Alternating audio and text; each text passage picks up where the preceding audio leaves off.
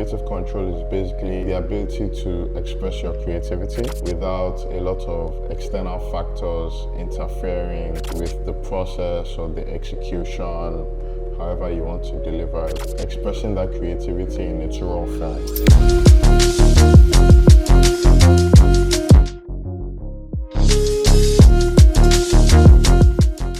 My name is Tinya Alonge. So I like to refer to myself as a lifestyle engineer. I have interest in different parts of the spectrum.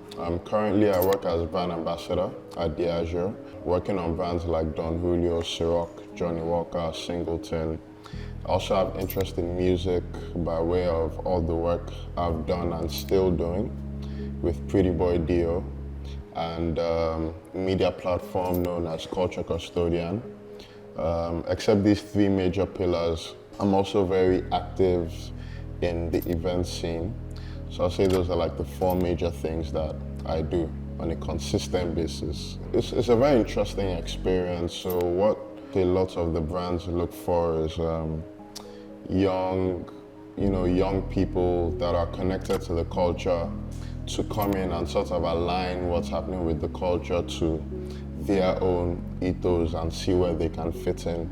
So it's been an interesting experience, taking the experience from just being like, that person that does stuff that's culture-based and now bringing it into a very big corporate system. So it sort of gives you an insight to the meeting place with art and commerce, how they can meet or how they cannot meet. You need to be clear with the idea that, when you are taking up a position like that, it's not particularly to show off your creativity per se, but it is to implement your creativity in ways that will make your company win commercially and brand-wise. And sometimes when you're in such a huge institution, you start to realize that what's more important at a certain point in time may be commercial victory over, something that will look nice marketing-wise. In my second year of university, we decided to start Culture Custodian, which was a blog at the time. I mean, it's still a blog. But at that time, that was our primary outlet, which was culturecustodian.com, the website. And we started our second year at uni. And at that time, obviously, it was we didn't have staff. At that time, we were running it by ourselves. So I literally used to write articles. I used to interview artists on WordPress. Then after the blog existed for 3 to 4 months, I then picked up a camera and I started editing. So what we would do was,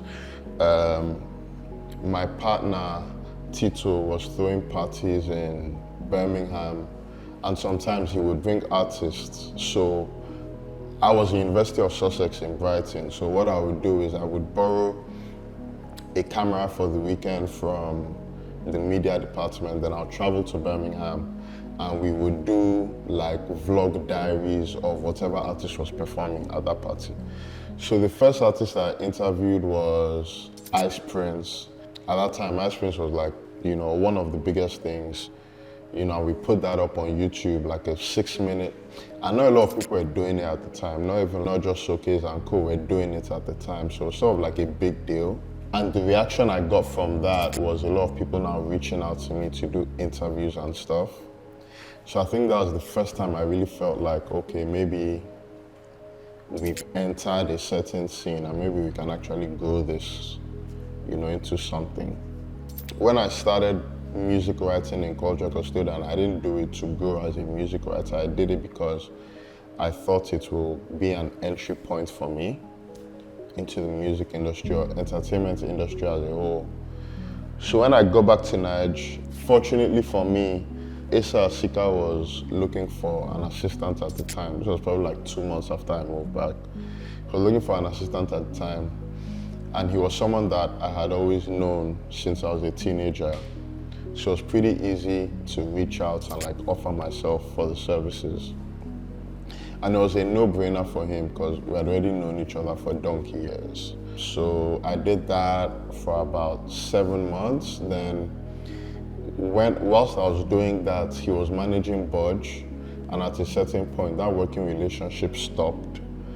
When the working relationship stopped, I sort of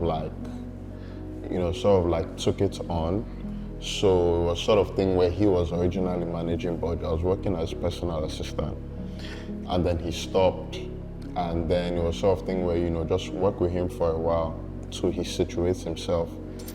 Because Budge was looking for a manager, but funny enough, for some funny reason, he wasn't going to ask me to manage him. But it was understandable because I didn't gather enough experience at the time. But I was sort of interim managing him for a while. And it was whilst I was doing that, I was growing at a rapid rate. And then that's when the Prettyboy DO conversation started. And he just reached out to me that, I'm independent, so, let's work together. And to me, it made sense because I felt like if someone that was on my level, who was just starting to grow, and I was just starting to grow as well. So I felt like it made sense and we could sort of push together and push each other. So Prettyboy DO was my first main artist until today actually. Is my only main artist.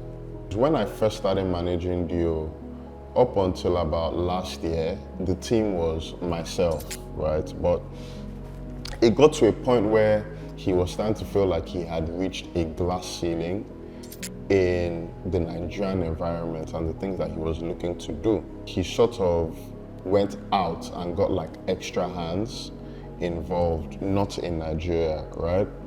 A lot of the workload, left me, and then I now had time to now start thinking about taking on other artists. At the time, my philosophy was you can't take on another artist till the artist you're managing is totally out of the water, one of the biggest things in the country. But I've come to realize that maybe that thinking is not particularly on, because there are different sorts of artists.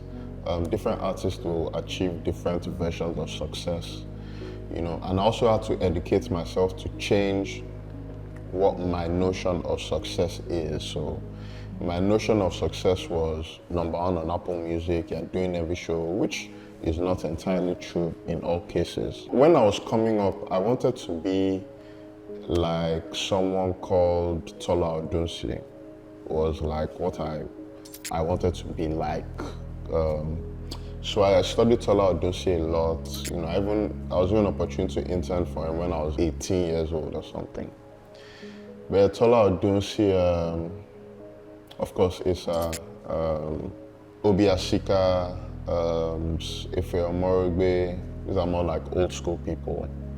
So yeah, I used to look up to those guys a lot.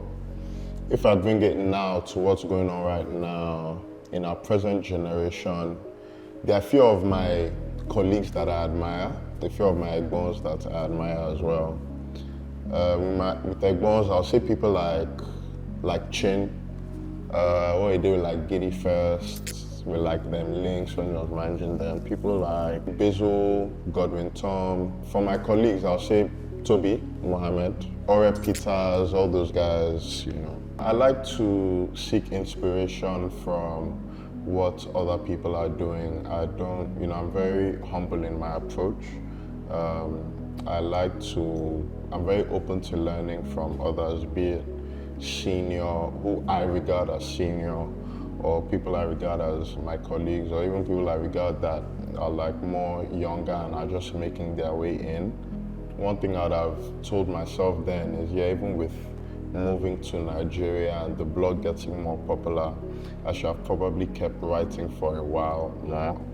Should have probably took the interviewing artists and stuff that I used to do, maybe took it a bit more seriously, maybe started my own podcast or something. But it sort of goes against what I want long term, because I didn't really want to set out to be a music influencer or journalist. I was just doing it as a way. But I think that mentality, I could have changed it a bit at the time. I like to be remembered as someone that built platforms that people resonate with, someone that contributed to things that people enjoy and people seek inspiration from. So whether it's music or in media or even like what I'm doing now, we're trying to position some certain alcohol brands to be more closer to like the youth. So I would like to be credited for those things. And also long term, I still want to, I'm still going to manage. I think I have like one more new artist journey left in me. So I'm actively on the lookout for new young talent. I'm also very deliberate about leaving a stamp on an artist that was super commercially viable. I'm still very obsessed with that idea. So that's something that I'm still gonna get done. Hello everyone, my name is Tinya Alonge and you are watching Creative Control.